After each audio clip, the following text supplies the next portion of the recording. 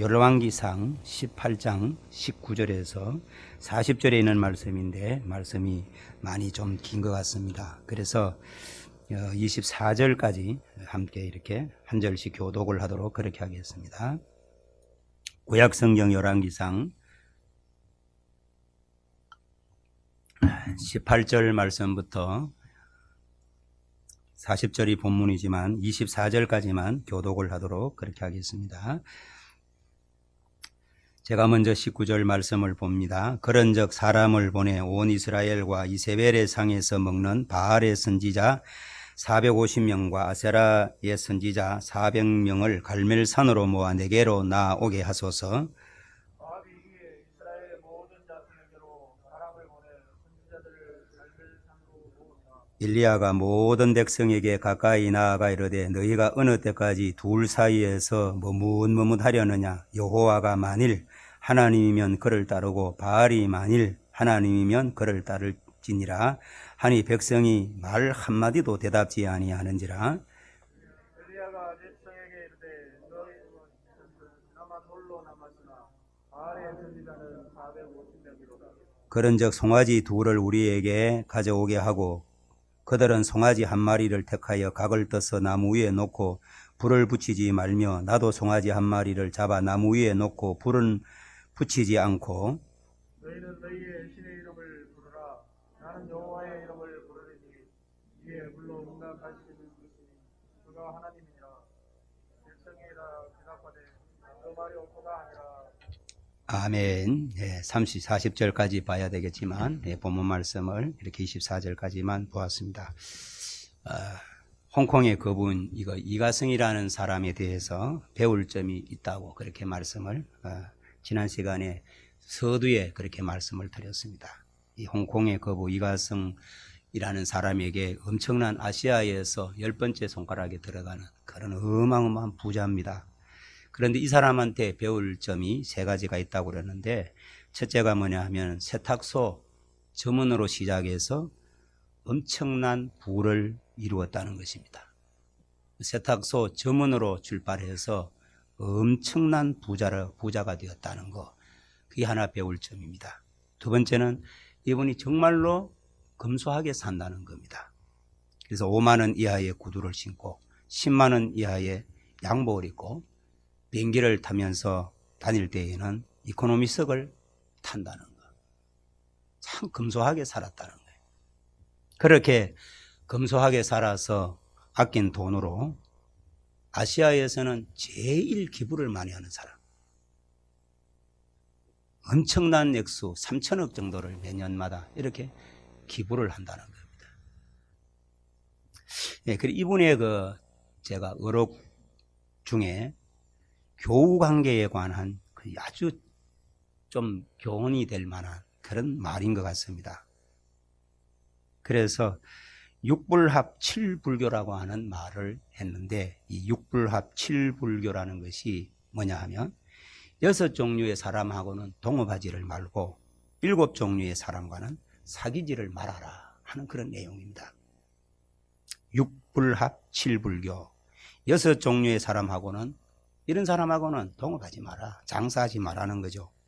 그리고 이런 7종류의 사람들하고는 사귀면 사귀지 마라. 이번에 어록 중에 인간관계에 대해서 사업상의 관계에 대한 얘기를 했습니다. 그래서 칠불교라고 하는 게 뭐냐 하면 7종류의 사람하고 사귀지 말라는 건데 불효하는 놈하고는 사귀지를 마라. 이 첫 번째 그래요. 불효하는 사람하고는 불효자하고는 불효하는 놈하고는 그분이 말대로 하면 사귀지를 말아라 하는 겁니다. 두 번째가 뭐냐 하면 사람에게 각박하게 구는 사람 사귀지 말래요. 세 번째는 뭐냐 하면은 시시콜콜 따지는 사람, 그런 사람하고 같이 있어봤자 그런 사람밖에 안 된다는, 그런 사람하고 사귀지 마라. 시시콜콜 그냥 따지는 사람하고도 사귀지를 말고, 네 번째가 뭐냐 하면 받기만 하고 주지 않는 사람, 받을 줄만 알지 줄 줄 모르는 사람, 그런 사람하고도 교제하지 마라. 그 다음 다섯 번째가 뭐냐 하면 아첨을 하는 사람하고도 이 아부자라는 사람, 그런 사람하고 사귀지 말아라. 여섯 번째가 뭐냐 하면 권력자 앞에 원칙 없이 굽는 사람하고도 교제하지 말아라. 마지막으로 이 칠불교의 마지막이 뭐냐 하면 동정심이 없는 사람, 참 불쌍히 여기는 마음, 긍휼히 여기는 마음, 이런 동정심이 없는 사람하고도 사귀지를 말아라 그랬습니다. 제 아시아에서 최고 가는 부자가 칠불교 7종류의 사람하고는 사귀면 아무 이득이 없다는 거죠. 그리고 육불합이라는 게 있습니다. 6종류의 사람하고는 동업하지 마라 그랬는데, 첫째가 뭐냐 하면 개인적인 욕심이 너무 강한 사람, 그런 사람하고 동업하지 마십시오. 두 번째는 사명감이 없는 사람하고 동업하지 말고, 세 번째가 뭐냐 하면 사람이 좀 인간미가 있어야 되는데 인간미가 없어, 이런 사람하고 동업하지 마십시오. 네 번째는 부정적인 사람하고도 동업하지 말고, 인생에 원칙이 없는 사람하고도 동업하지 말라. 마지막에 이 육벌합의 마지막이 뭐냐 하면 사람이 감사할 줄 모르는 사람, 그런 사람하고도 교제하지를 말아라. 참 이분의 어록 중에 아시아의 10대 손가락 안에 들어가는 이 갑부가 된 사람이 이런 말을 합니다. 여러분, 사람 인생 살아가면서 사람한테 배울 게 참 많죠. 그 사람한테 배울 게 많은데, 그런 배울 만한 사람들에게서 그 삶을 배우고 익히면 자기의 삶이 참 보약같이 되죠. 사람을 통하여서 배우고 익혀야 할 그런 모범적인 어떤 인생을 살아가는 사람들한테 그것을 보고 내가 배우고 그것을 그대로 살아가면 그 사람도 그 사람과 같은 그런 인생으로 빚어져 간다는 사실입니다. 그런데 사람의 이런 가르침이나 이런 사람이 삶을 통해 배우고 익히면 인생의 삶에 있어서 큰 유익이 있는데, 하물며 하나님의 말씀은 말해서 뭐 하겠습니까? 사람을 통해서도 배우고 그러면 유익이 참 많은데, 하나님의 말씀을 배우고 익혀서 그 말씀대로 살아가면 말할 필요가 있겠습니까? 오늘은 갈멜산의 두 제단을 통하여서 진정한 예배에 대한 깨우침이 있기를 진심으로 바랍니다. 갈멜산에 모인 이스라엘 회중과 450명의 바알 예언자들에게 했던 엘리야의 설교는 앞서서 아합 왕에게 했던 설교보다 훨씬 더 짧습니다. 열왕기상 18장 22절에 나오죠. 갈멜산에는 바알의 제단하고 여호와의 제단이 준비가 됩니다. 각 제단에는 희생제물로 쓰여질 소가 놓였습니다. 함께 읽었습니다. 불로 응답하시고 소를 태워버리시는 하나님이 이스라엘의 하나님이 되신다는 겁니다. 거기에 모인 백성들을 향하여서 엘리야는 양다리 걸치지 마라. 양다리 걸치지 말고 하나님이냐 바알이냐, 너들이 어떻게 이렇게 양다리 걸치고 사냐, 힘들지도 않냐. 짧은 메시지죠. 갈멜산 정상의 바알 제단, 여호와의 제단이 준비되고 각 제단에 희생 제물로 소가 놓이고 불로 응답하시고 소를 제물을 태워버리는 하나님이 이스라엘의 하나님이시다. 모인 군중을 향하여 엘리야의 설교의 메시지 내용은 양다리 걸치지 마라.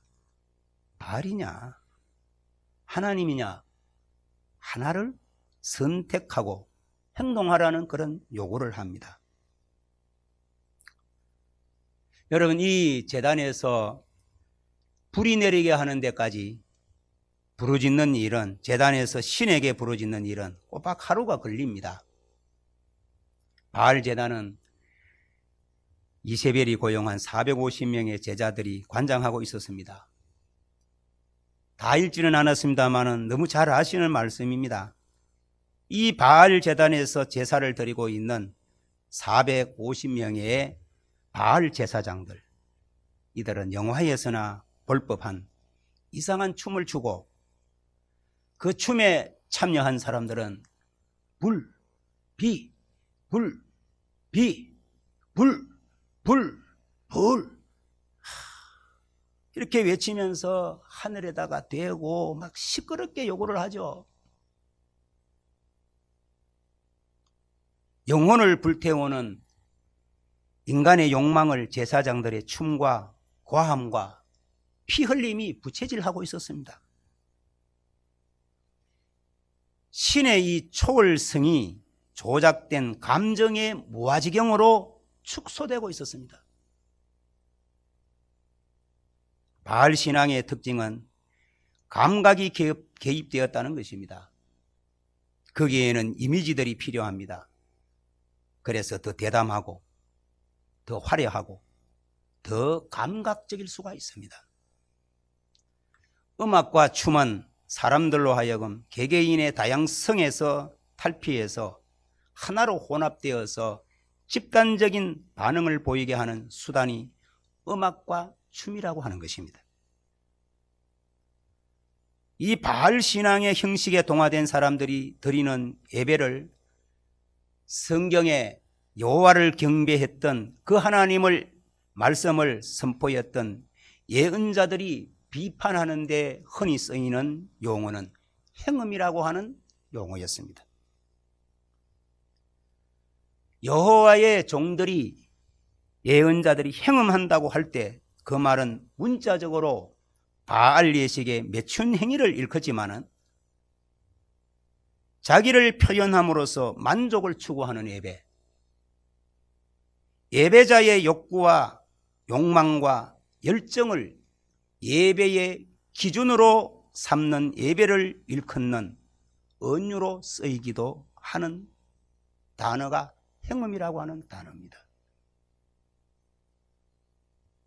예언자들이 행음한다고 할 때 그 말은 문자적으로 바알 예식의 매춘 행위를 일컫지만 자기를 표현함으로써 만족을 추구하는 예배, 예배자의 욕구, 욕망, 열정을 예배의 기준으로 삼는 예배를 일컫는 언유로 쓰이던 단어이기도 한 것이 행음이라고 하는 단어입니다. 바알 신앙의 규범은 예배가 재밌고 예배자의 상황에 적절하고 신나야 한다는 것입니다. 내가 무엇인가를 얻어내는 행위여야 한다는 겁니다. 그래서 바알의 갈멜산 제단에는 퍼포먼스도 정말 짜릿합니다. 충분합니다. 춤추고 뛰고, 여러분 살을 갖다가 옷을 찢고 찢어진 그 살 위에다가 나뭇가지든지 쇠조각이든지 간에 끌어서 피가 철철 흘리고 광란적이지 않습니까? 450명이 그런다고 한번 생각해 보십시오.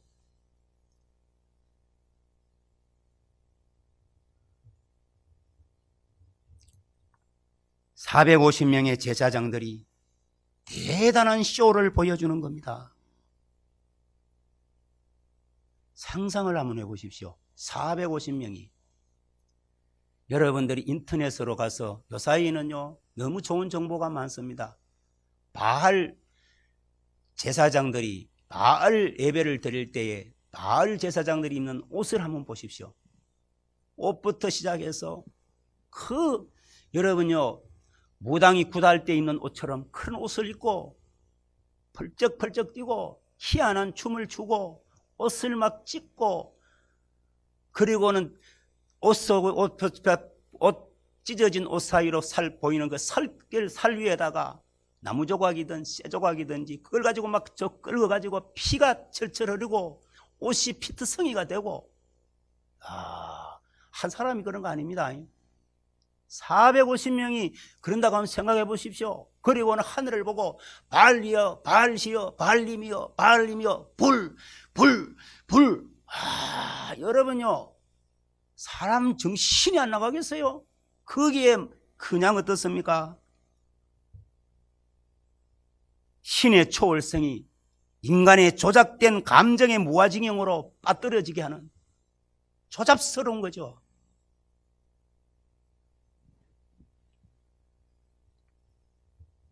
(450명의) 제사장들이 진짜 어마어마한 쇼를 연출하는 겁니다. 그런데 여러분, 산에 가서 야 그러면 조금 있으면 야 그러잖아요. 그런데 바알 450명이 이런 정말 퍼포먼스도 짜릿함도 충분한데 거기에는 아무런 메아리가 없다. 불이 내리지 않았다.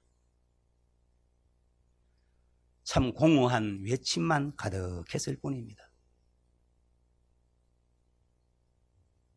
반면에 여호와의 제단에는 단 한 명의 예언자 엘리야만이 그 예배를 드리고 있는 겁니다.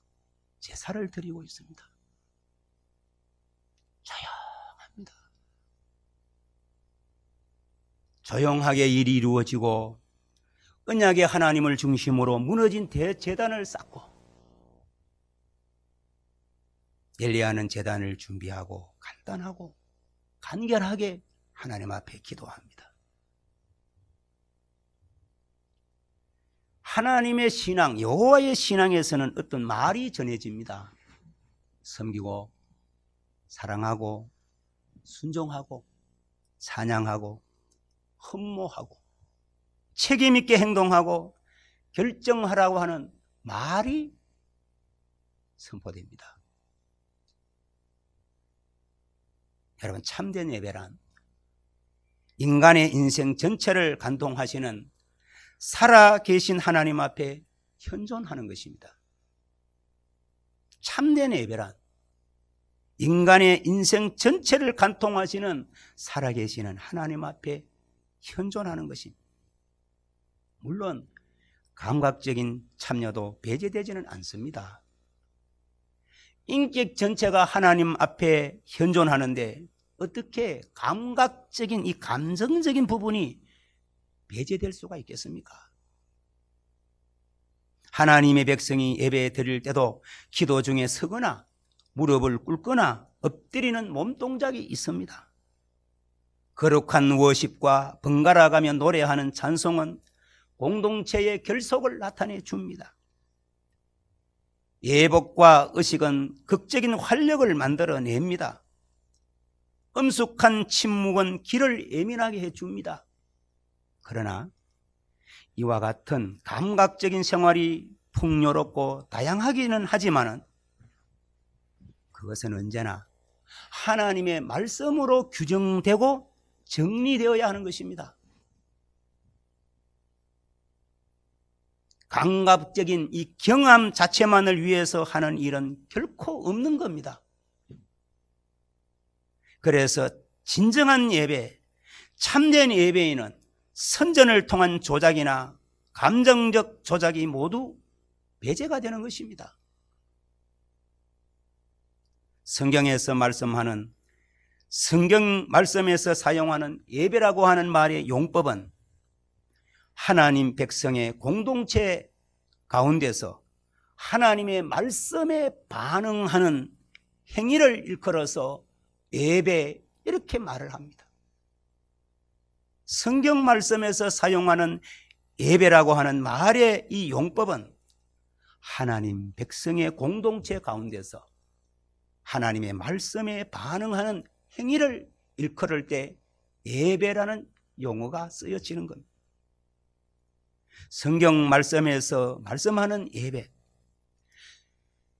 전례의 역사 속에서 말하는 예배는 사람이 경험하는, 체험하는 무엇이 아니라 인간의 그 예배에 참여한 사람들의 감정, 느낌이 어떻든 심지어 그것에 대한 느낌이 있는지 여부조차 상관없이 우리가 행하는 무엇을 예배라고 하는 것입니다.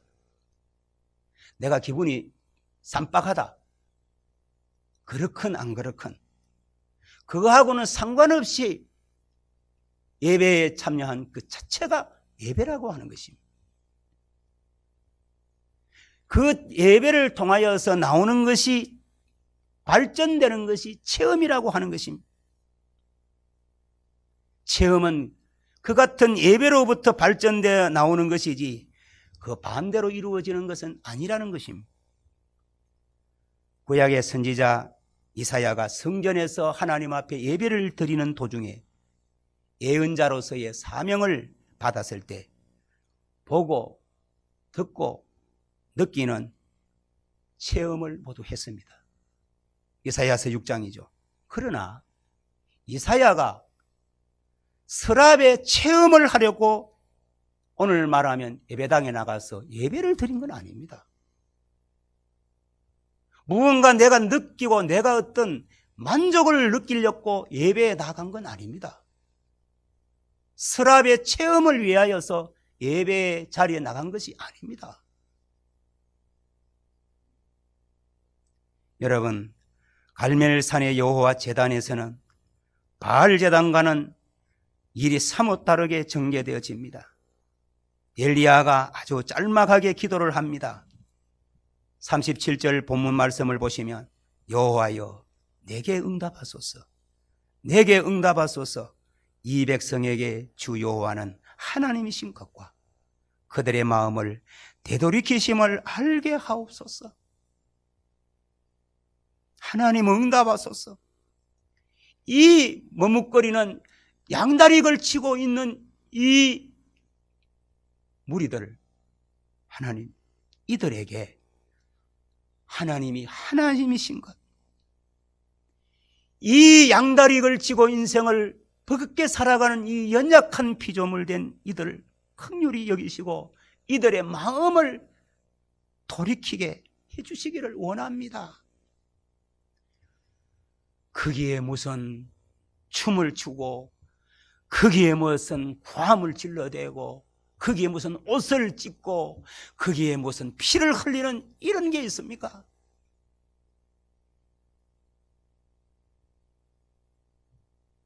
하나님 응답하소서, 응답하소서. 이 양다리 걸치고 주저하고 망설이고 있는 칼피를 못 잡는 이 질그릇 같은 연약한 존재들에게 하나님 이들의 마음을 돌이켜 주십시오. 참된 하나님을 예배할 수 있는 자리로 나오게 하시고 살아계신 하나님 앞에 예배드리는 자가 되게 해 주십시오. 그렇자 어떻게 되어졌습니까? 불이 떨어졌습니다. 38절에 보면 이에 여호와의 불이 내려서 번제물과 나무와 돌과 흙을 태우고 또 도랑에 물을 핥은지라. 불이 내렸어요.